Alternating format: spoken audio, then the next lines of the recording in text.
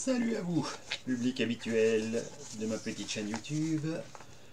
Aujourd'hui, je vais vous raconter, d'abord je vais vous parler un petit peu de mon atelier d'écriture.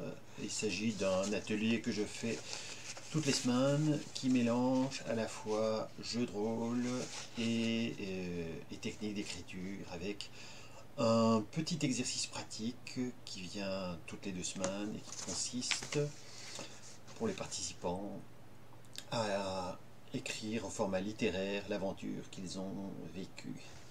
Un exercice que je partage donc avec 2 jeunes autrices de Halte.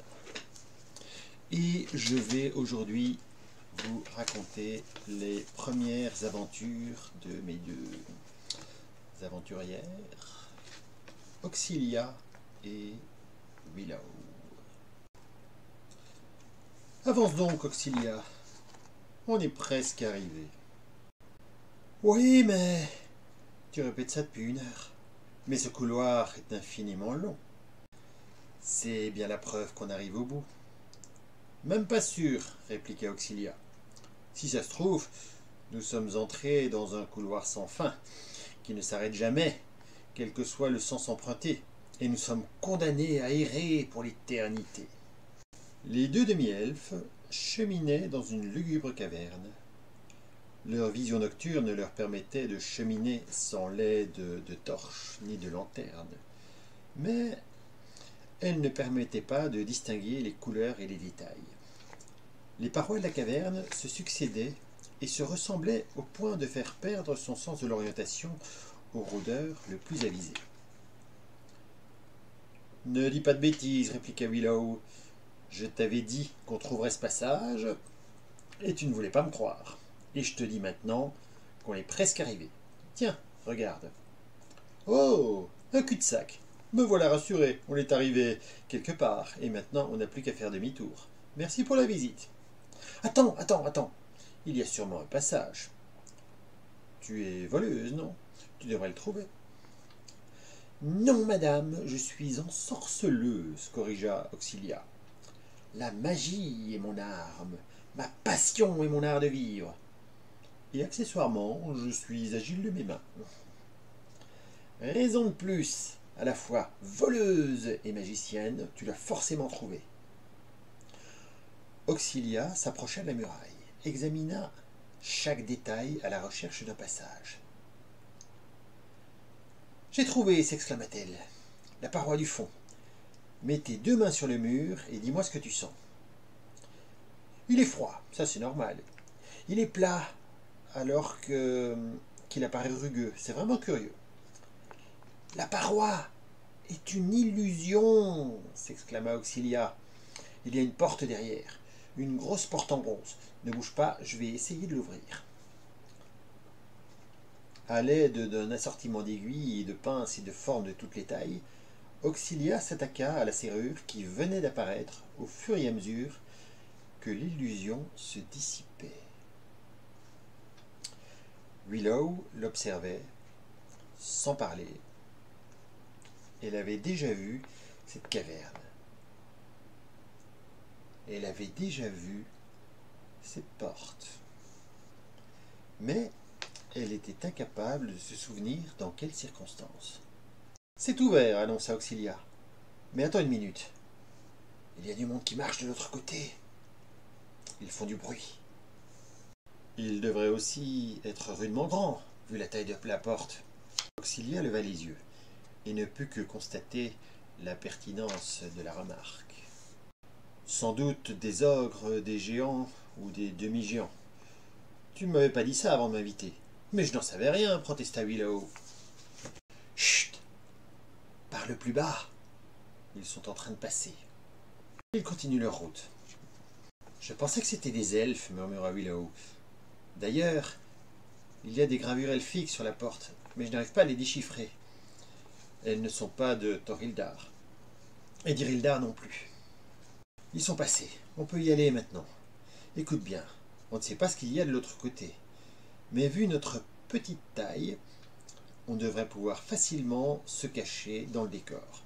Alors n'hésite pas, au moindre bruit, saute dans la première cachette et attends de voir de quoi il retourne. La porte s'ouvrit. Sur un étrange palais souterrain, où les deux intruses pénétrèrent en hésitant. C'était un étrange corridor aux murs de briques d'un noir d'ébène. Entre chaque brique, des lignes lumineuses rendaient ce couloir encore plus irréel. À intervalles réguliers, des armures vides montaient la garde. Porte latérale.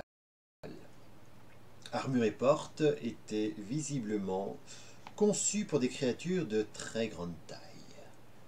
Auxilia avançait d'un pas prudent, mais assuré, tandis que Willow commençait à s'inquiéter. « Tu avais peut-être raison à propos du couloir sans fin. »« Non, non, sûrement pas. Il y a d'autres gens dans ce palais. Les couloirs sans fin sont toujours vides, et ceux qui s'y perdent sont désespérément seuls, et ils n'en reviennent jamais. » « Alors comment sais-tu à quoi ils ressemblent, et qu'on n'y rencontre personne, si personne n'en est jamais revenu ?»« On vient, » répliqua Auxilia. Et sans répondre, elle se cacha derrière une armure. L'imita aussitôt et s'accroupit au pied d'une autre armure. Elle regarda à gauche et à droite, sans rien remarquer d'anormal, du moins à première vue, car l'ombre de l'armure se mit à bouger. Ses bras se saisirent de la jeune demi-elfe et l'emportèrent au bout du couloir. Ce n'était pas une armure vide, mais un garde en faction. Elle avait beau se débattre comme une diablesse, le géant en armure n'avait aucun mal à la transporter sous son bras. Il la conduisit jusqu'à une grande salle où deux autres géants, un géant et une géante pour être plus précis, les attendaient. La géante avait les traits d'une Nadirdar. Elle portait de luxueux vêtements d'aristocrate sous une masse de bijoux d'une valeur considérable. Le second avait le visage dissimulé par une capuche grise. Il s'avança vers la jeune fille et sortit de sa cape une fine main elfique portant une fiole emplie d'un liquide sombre. Pendant que le garde immobilisait la tête de la jeune demi-elfe, le géant en cape grise déboucha lentement la fiole de poison et l'approcha des lèvres de sa victime pour la forcer à boire. Chapitre 2. La douleur qui réveilla Auxilia. Les griffes de Willow venaient de s'enfoncer dans son bras. Elle poussa un hurlement. « Ouais !» Et ce cri réveilla sa voisine de chambre. « Où est-ce que je suis? Qu'est-ce que je fais ici ?»« Tu es dans ma chambre et tu es en train de m'arracher le bras avec tes ongles bestiaux. Mais voyons le bon côté des choses. Avec mon sang sur les doigts, tu feras des économies de maquillage.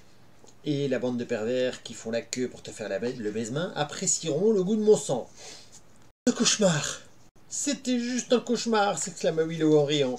« Ravi que ça t'amuse, » répliqua Auxilia. « Mais quand même, quand madame fait des cauchemars, c'est moi qui saigne. »« C'est de ta faute d'abord. Tu n'es pas dans ta chambre, tu es dans la mienne. D'habitude, les serviteurs bien élevés dorment dans le couloir. Les bancs sont très confortables, ou au pied du lit. Au pied de ton lit, prends un chien ou un homme, c'est pareil. Sale garce, rugit Willow. Et sur ces mots, elle asséna à sa compagne un violent coup de traversin, et les cris d'un furieux combat de polochons résonnèrent dans le palais.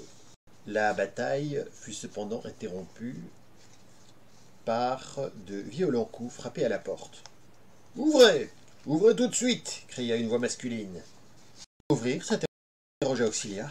« Certainement pas. Il n'y a pas assez de coussins pour faire une bataille à trois. »« Êtes-vous en danger ?» reprit la voix. « Ouvrez immédiatement, ou je serai contraint de réveiller le chambellan. » La menace était sérieuse.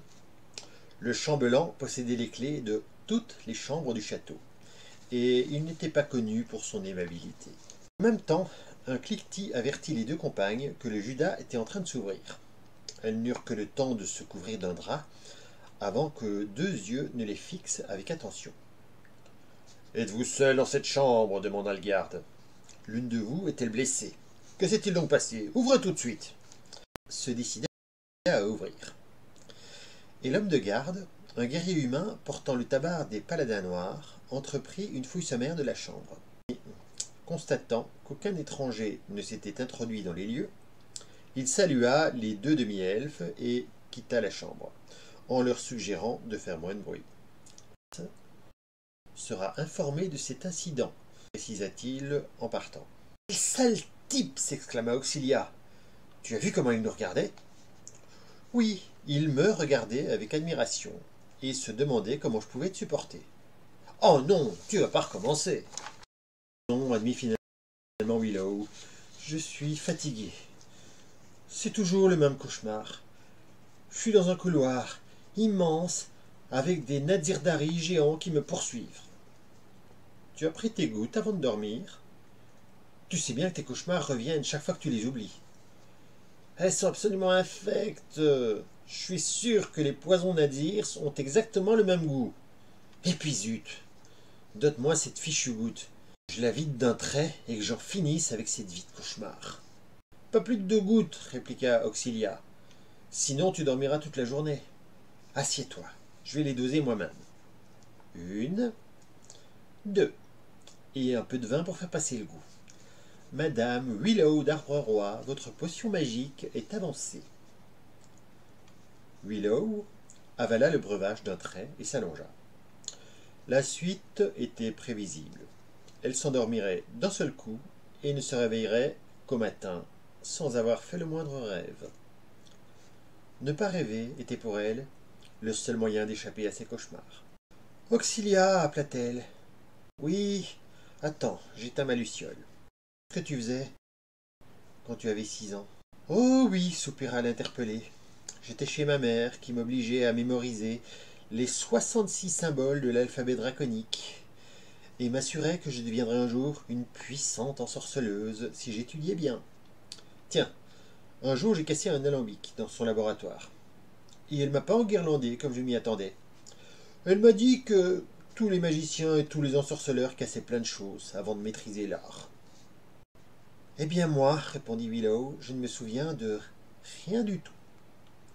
Un jour je me suis réveillé dans un lit, avec un énorme mal de crâne, et mes parents m'ont expliqué que j'avais fait une chute de cheval, que j'appartenais à une famille noble, et que le prince Thénarion de Haute-Cour était mon oncle. Enfin, ils ont essayé, parce que j'avais tout oublié, même ma langue maternelle. Si ton enfance a été comme la mienne, t'as rien perdu, répondit Auxilia. Quand elle ne m'obligeait pas à étudier, ma mère m'envoyait faire des corvées aussi peu ragoûtantes que ramener des objets bizarres ou puants pour servir d'ingrédients magiques, ou me cacher pendant qu'elle traitait des affaires louches avec des gens encore plus bizarres qu'elle. Willow, Willow, tu m'écoutes? Mais seul un ronflement lui répondit. Bonne nuit, petite princesse, ajouta-t-elle. Chapitre 3. Petite pause entre les deux chapitres. Quelques petites précisions sur les elfes de l'univers de Gralgard. Il y a plusieurs groupes d'elfes différents qui ont été cités ici. Nous avons donc les Torildari. Les Torildari, ce sont les elfes blancs qui vivent un peu dans les montagnes et qui sont réputés comme étant les meilleurs magiciens qui soient. Willow et Auxilia sont 2 demi-elfes à moitié Torildari. À savoir, Auxilia a donc la peau très claire. Willow a la peau un peu plus foncée, qui tire légèrement vers le gris, ce qui implique une peut-être ascendance Nadzirdar, pardon. Alors, on dit Torildar au singulier, Torildari au pluriel, autant pour les noms communs que pour les adjectifs. Il en est de même pour les autres groupes d'elfes, dont les Nadzirdari, qui sont les elfes sombres. Leur peau va du gris plus ou moins clair au noir, en passant par toutes les nuances de gris. Ils sont réputés maléfiques, tout simplement parce qu'ils ont été maudits il y a quelques siècles pour avoir trahi les autres elfes et rejoint les Solariens, qui sont un royaume humain ennemi des elfes. Les deux autres groupes d'elfes sont les Zirildari, qui sont les elfes sylvains. Leur peau est légèrement basanée, ils vivent dans les forêts, tout près de la frontière des Solariens, et par conséquent, ils sont les plus redoutables guerriers de la région. D'ailleurs, les rôdeurs d'Irilranor, qui sont la principale organisation de guerriers elfes et sylvains, entraînent souvent les autres elfes dans l'art du pistage, du combat et de la survie. Les derniers elfes sont les Keldendari, pardon, qui vivent à proximité du royaume breton et dont la culture est fortement imprégnée de culture bretonne, justement. Voilà donc pour les petits détails à retenir, à oublier. Je pense que je vais les mettre en commentaire pour faciliter la lecture. Et nous reprenons.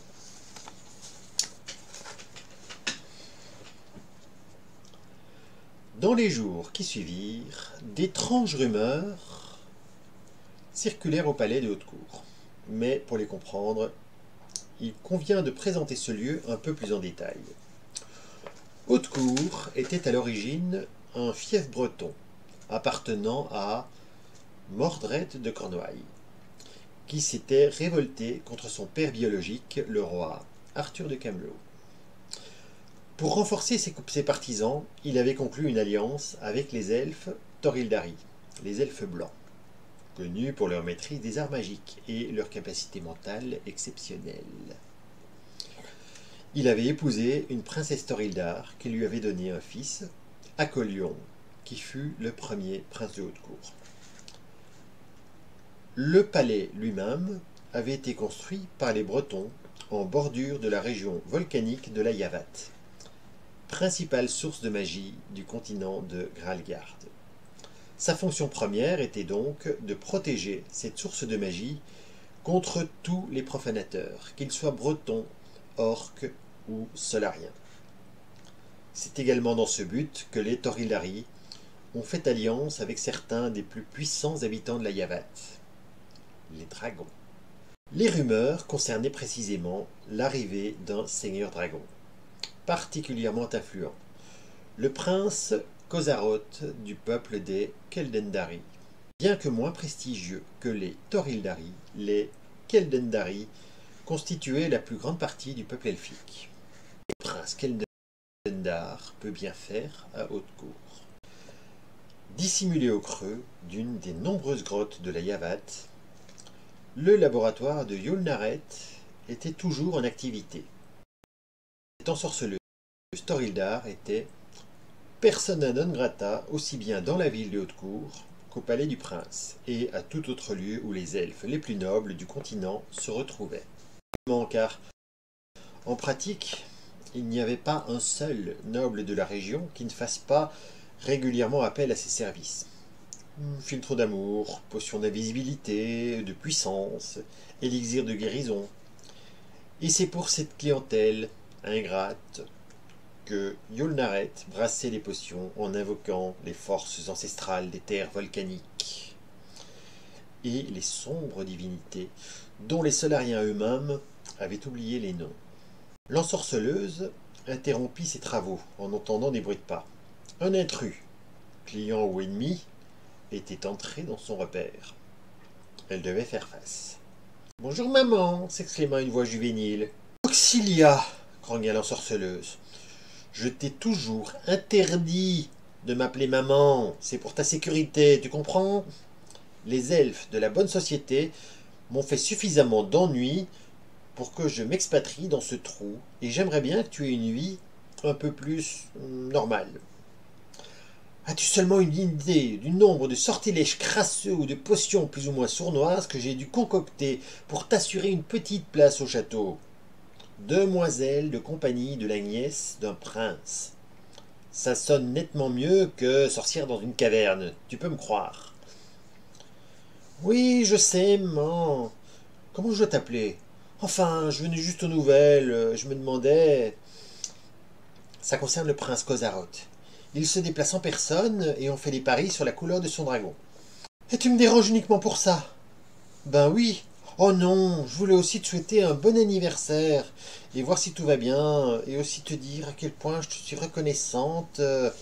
Ça va, ça va, ça va. Il y aura 2 dragons, un argent et un bleu. Maintenant, tu peux repartir. Pour ce qui est de mon anniversaire, je te remercie, mais tu as 6 mois de retard. Ou 6 mois d'avance, mais c'est gentil quand même. Oh, t'es fâché? Mais pourquoi serais-je fâché, voyons? Tu as réveillé la moitié du palais la nuit dernière, et tes petites chamailleries vont une fois de plus mettre en péril ton avenir que j'ai mis 20 ans à préparer. Tant que Monseigneur aura besoin de mes potions, et il en aura toujours besoin, tu ne risqueras pas grand-chose, mais le jour où je ne serai plus là sera aussi le dernier jour de ta vie de château. Tu ferais mieux d'y penser. Oh, les potions, soupira Auxilia. Il y a plein de magiciens et d'ensorceleurs à haute cour qui ont des pouvoirs fabuleux et qui se débrouillent très bien sans brasser de potions. Heureux, c'est pour ça qu'ils ont besoin de moi. Tiens, t'es là. Voici le remède de la princesse Willow. J'ai préparé une dizaine de fioles d'avance pour le cas où je te verrai pas avant un siècle ou deux. J'ai aussi reçu une réponse de l'université de Brocéliande pour ton éventuelle admission. Il me demande 200 pièces d'or de frais d'inscription, ça s'annonce mal, et une charte contresignée par un mage renommé attestant de ton orthodoxie magique. Ça s'annonce très mal. Willow n'est même pas princesse, elle a juste des parents qui sont un petit peu nobles, et elle est bâtarde, elle a probablement été adoptée. On s'en fiche, grogna Yulnaret. Si elle se permet d'appeler mon oncle le prince de haute cour sans être recadrée plus ou moins sévèrement, il faut la traiter comme une princesse. Qu'elle le mérite ou non n'est pas la question. Maintenant, retourne au palais sans te faire voir et tâche de ne pas provoquer de nouvelles disputes. Mais c'est elle qui... Fiche le camp! C'était un magnifique dragon argenté. Si l'idée de ne pas être admiré lui était insupportable, il tournoya longuement au-dessus du palais, assez longtemps pour que tous puissent le voir en vol, avant de se poser au sommet de la tour des dragons, la plus large et la plus haute du palais. « Tu as perdu !» s'exclama Willow. « Non, j'ai gagné !» répliqua Auxilia. « C'est un dragon d'argent. »« Oui, mais tu as dit qu'il serait bleu. Un dragon argent et bleu. »« J'en ai jamais vu. »« Non, j'ai dit qu'il y aurait 2 dragons. Mais attends un peu, l'autre va arriver. » La galerie extérieure, où cette conversation avait lieu, était noire de monde. L'orgueilleux volatile Aikaï l'avait prévu. Tous les occupants du palais s'étaient agglutinés pour le regarder se poser.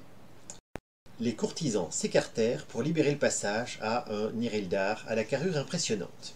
L'elfe Sylvain portait une capuche orange et vert, des maîtres rôdeurs. « Tiens, remarqua Willow, voilà Oxydore.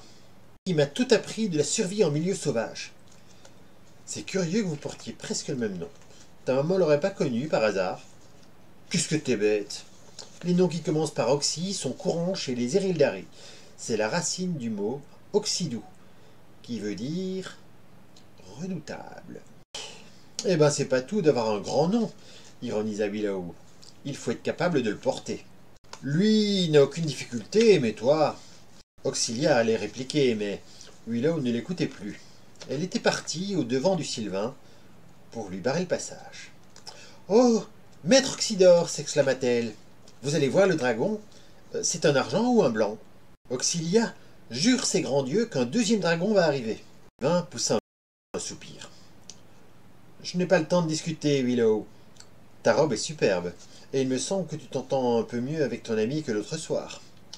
On aura plus de temps pour tout à l'heure. »« Ma robe est superbe !» s'exclama Willow, ton agacé. « Qu'est-ce que ça veut dire? J'aurais dû mettre une tenue de rôdeur? »« Mais non. »« Enfin peut-être, » répondit Oxydore en hésitant. « Lorsqu'un prince dragon se déplace en personne là où se trouve un maître rôdeur, il arrive souvent qu'il ait un service à demander. Et il est de bon ton que tous les rôdeurs soient prêts à partir, juste au cas où. Mais tu n'as pas à t'inquiéter. S'il y a une mission à remplir, c'est forcément à moi qu'elle sera confiée. »« Eh bien ça c'est encore plus vexant, grogna Willow. Mais Oxydore était déjà reparti. Ma pauvre chérie, susurra sournoisement Auxilia. Tu es juste bonne à porter de jolies robes. Oh, toi, rugit Willow. Un de ces jours, je vais... Et sur ces menaces fort peu précises, elle tourna les talons et repartit. Tu vas faire quoi demanda Auxilia. Je vais me changer. Lorsque Willow revint, elle arborait fièrement la cape vert sombre des apprentis rôdeurs. Auxilia se précipita vers elle avec enthousiasme. Regarde sur la tour. En lieu et place du dragon argenté se trouvait maintenant un immense dragon bleu. Mais curieusement, aucun elfe n'était là pour en prendre soin. Seul un chevalier en armure se tenait près de lui pour empêcher les curieux d'approcher. C'est curieux qu'il n'y ait personne, s'interrogea Willow. D'habitude, il y a une dizaine d'écuyers dragonniers lorsqu'un dragon se pose quelque part. C'est une dragonne, expliqua Auxilia. Et d'après ce que j'ai entendu, aucune créature mâle ne peut l'approcher à cause de... J'ai pas très bien compris pourquoi. Il est question d'une cuvée. Tu savais que les dragons buvaient du vin? C'est une couvée, grosse maline, s'exclama Willow. Elle a pondu récemment et elle se protège contre les importuns. Tiens, on devrait en faire autant, en voilà justement un. Un jeune écuyer, vêtu d'un tabard aux armoiries de haute cour, s'approcha en effet des deux demi-elfes. Madame Willow, je vous prie. Désolé, je prends pas les puceaux. Mais si vous avez une sœur, présentez-la nous. Mais, balbutia l'écuyer, le prince veut vous voir dans sa bibliothèque. C'est urgent. Le prince? Tu veux dire mon oncle? Pas l'autre que je connais même pas. Bon, j'y vais, je te confie Auxilia. C'est une excellente compagne de chambre, et elle fait bien la cuisine. Pas question, protesta Auxilia, je viens avec toi. Laissant sur place l'écuyer hébété, les deux jeunes filles se dirigèrent vers la bibliothèque. Elles entrèrent dans la bibliothèque. 3 elfes s'y trouvaient déjà. Oxydore Trucidel, le maître rôdeur, faisait nerveusement les 100 pas devant la fenêtre. Le prince, Thénarion de Haute-Cour, était assis à son bureau, absorbé dans ses pensées, et l'élégant prince Cosarotte semblait dominer la situation. Ce dernier n'accorda pas le moindre regard aux deux jeunes filles, alors que les autres elfes se tournaient vers elles dès leur arrivée. « Vous avez fait vite, annonça Thénarion en guise de salut. Je suppose que vous devinez pourquoi je vous ai convoqué. Nous avons une tâche à accomplir. Une patrouille de routine dans la vallée des Phénix. C'est un point de passage que les contrebandiers essayent régulièrement de franchir pour se rendre dans la Yavat. Ils essayent de capturer les créatures magiques qu'on ne trouve nulle part ailleurs. Les phénix bleus, bien sûr, mais aussi les œufs de dragon. Ces missions ne peuvent se faire qu'avec un rôdeur expérimenté, mais Oxydore ne peut pas effectuer cette mission. J'ai pensé que vous pourriez vous en charger. Vous serez accompagné, bien sûr, d'une guerrière expérimentée. Pas si vite, protesta Auxilia. La région est totalement sauvage. Les routes sont impraticables. Il n'y a même pas d'auberge. Et en plus, je suis malade en chariot. Et cette demoiselle qui parle comme s'il était concerné, demanda le prince Cosarotte. C'est personne, annonça Willow. Je suis l'écuyère de la princesse Willow. Sans moi, elle ne saurait pas lasser ses choses. C'est une ensorceleuse qui a un certain talent, précisa Oxydore. Les 3 réponses ayant fusé simultanément, Cosarotte eut du mal à interpréter les réponses. Il n'y a ni auberge, ni route, en effet, ajouta Thénarion, pour rebondir sur le propos d'Auxilia. C'est pour cette raison que vous partirez à dos de dragon. Pas si les rumeurs sont parvenues jusqu'à vous, mais il semble que la dragonne, Artilixia, a des difficultés à accepter les passagers qu'on lui propose. « Oh, on part quand ?»« Vous êtes sûr qu'elles sont prêtes ?» demanda Cosarotte. « Elles me semblent bien insouciantes. »« Elles sont prêtes, confirma Oxydore. Et de toute façon, c'est une mission de routine. Elle nous permettra de mesurer leur qualité. »« Ainsi que leurs défauts, conclut Cosarotte. »« Eh bien, soit. On est de toute façon Jamais sûr d'une personne avant de l'avoir mise à l'épreuve. Et puis, en cas de problème, ma dragonnière sera là pour réparer les dégâts. Chapitre. Petite note sur les noms. Quand on écrit, c'est vachement facile de prendre des noms à rallonge un petit peu compliqués. Il suffit de couper-coller. Mais quand on lit et qu'il faut les prononcer, pardon, c'est la galère. Autant pour moi.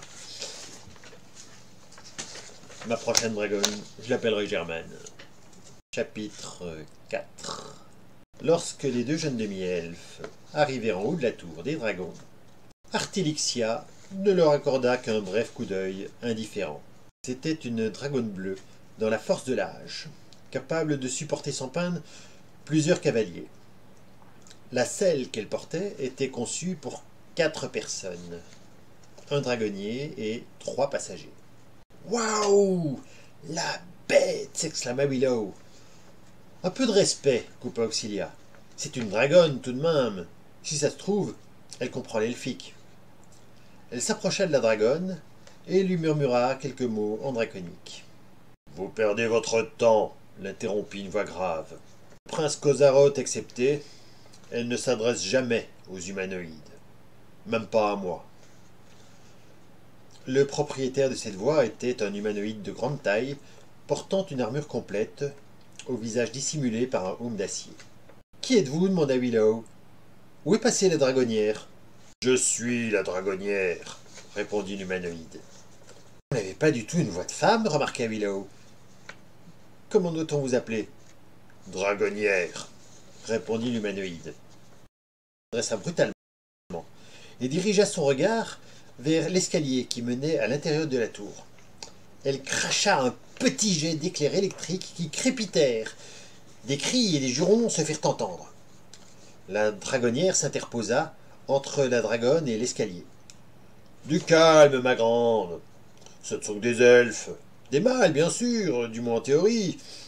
Mais si tu connaissais les elfes aussi bien que moi, tu saurais que, mâles ou femelles, ils ne sont jamais que... »« Que quoi ?»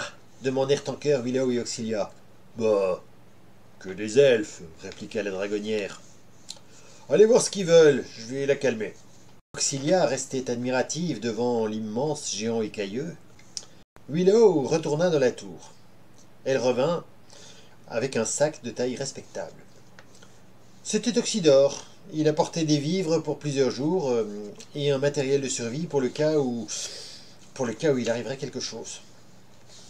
Ça par exemple, ironisa Auxilia. Le terrible Oxydore Trucidel a eu peur d'une gentille petite dragonne de rien du tout. Eh ben regarde, moi j'ai pas peur. Là, je peux la caresser derrière les oreilles. J'ai lu dans un livre, j'ai jamais fini d'ailleurs, que ça portait chance de caresser les dragons derrière les oreilles. En effet, la dragonne se laissait faire et poussait de petits gloussements de satisfaction. « Soyez prudente, » intervint la dragonnière. « Les dragonnes peuvent rapidement changer d'humeur.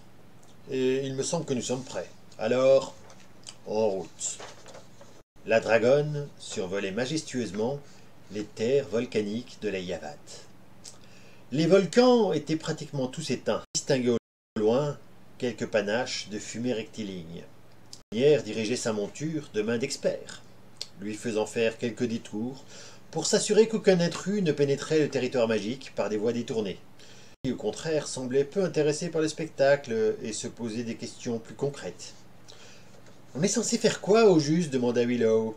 « Absolument rien » répondit la dragonnière. La loi des Torildari interdit à tous les étrangers de survoler leurs terres sans être accompagnés par un guide Torildar ou un rôdeur d'Iril Ranor. Nous ne faisons que nous y conformer. Mais ne vous inquiétez pas, on trouvera bien des occasions de s'amuser. Tenez, vous voyez ce que je vois là en bas? C'est un chariot, remarqua Auxilia. Il est tiré par de curieuses montures, on dirait des ours, et il y a des gens à pied qui l'accompagnent. Les montures, ce sont des sangliers géants, et ceux qui les accompagnent doivent être des trafiquants, des orques ou des gobelins. On va régler leur affaire. C'est pas dangereux, s'exclama Willow. Mais non, regardez. Et toujours guidé par la dragonnière, Artilixia se mit à voler à ras du sol, en lançant des éclairs de foudre en direction du chariot. Ces éclairs étaient beaucoup plus puissants que ceux qu'elle avait utilisés à la tour des dragons pour éloigner les elfes. Plusieurs gobelins sortirent du chariot en hurlant, et les humanoïdes s'égayèrent dans toutes les directions. Le chariot partit droit devant, dans une course incontrôlée, et se renversa. Un des sangliers qu'il tirait fut libéré de ses sangles et prit la fuite. Mais l'autre eut moins de chance. En partie écrasé par le chariot, il lançait des cris d'agonie désespérés. « Oh le pauvre !» s'exclama Willow. « Il est si petit, on dirait un ours en peluche. »« Le jour où ce charmant nounours vous arrachera une jambe ou un bras, vous le verrez d'un autre œil. »« Oh zut, ils se dispersent. J'aurais bien voulu en griller quelques-uns pour la forme. Mais je pense que sans leur chariot, ils risquent pas de trafiquer grand-chose. Je vais quand même faire un deuxième passage. J'espère que vous vous amusez, hein. Chut, grogna la dragonne. Willow. Qu'est-ce qu'elle a dit? Ça veut dire monsieur, traduisit Auxilia. Oh merde, conclut la dragonnière. Artilixia prit brutalement de la hauteur. Willow et Auxilia aperçurent la silhouette d'un autre dragon qui était manifestement la cible de la dragonne. Artilixia, gémit la dragonnière. Non, on ne va pas par là. Tu fais demi-tour. Mais la dragonne n'écoutait pas. Elle se lança à la poursuite du dragon noir qui prit aussitôt la fuite, en slalomant au milieu des pics volcaniques. La dragonne bleue était rapide, mais le dragon noir, probablement un jeune vu sa taille, était plus agile et pouvait faire des tournois à 90 degrés, ce dont Artilixia était incapable. Si le dragon noir pouvait fatiguer sa poursuivante, il pourrait prendre la fuite sans être rattrapé. Mais la dragonne n'était pas décidée à lâcher sa proie. Ces trois passagers, qui ne contrôlaient plus rien du tout, s'accrochaient désespérément au flanc de la dragonne, craignant à chaque virage d'être projetés de leur monture. « Elle va nous écraser !» gémit Auxilia.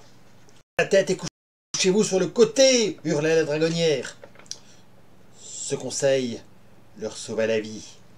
Le corps de la dragonne heurta un des pics qui, effectivement, s'écroula. Mais le choc fut extrêmement violent. Le pied d'Auxilia heurta un rocher au passage. La courroie qui maintenait la selle en place se rompit et les trois passagères tombèrent de leur monture. Le choc fut rude. Elles furent projetées sur le flanc d'une montagne et roulèrent sur une dizaine de mètres plus bas. Willow avait perdu connaissance. Auxilia gémissait de douleur. La dragonnière semblait avoir eu plus de chance. Elle se redressa d'un bond, retira son casque et hurla des imprécations à la dragonne, qui était bien trop loin pour entendre. « Pétasse! Les bonnes femmes sont vraiment toutes les mêmes, quand elles ont leur chaleur, rien ne les arrête !» Auxilia fut stupéfaite. Malgré sa voix grave, la dragonnière était bel et bien de sexe féminin, mais c'était surtout une demi-orque. Grâce aux bons soins de ses compagnes d'aventure, Willow reprit connaissance quelques minutes plus tard. Mais le groupe était en piteux état. « Et maintenant ?» demanda Auxilia. « On fait quoi ?» Fin de la première partie. Cette première aventure a été divisée en 3 parties. Chaque partie a été écrite par un auteur différent. Vous venez d'écouter la mienne.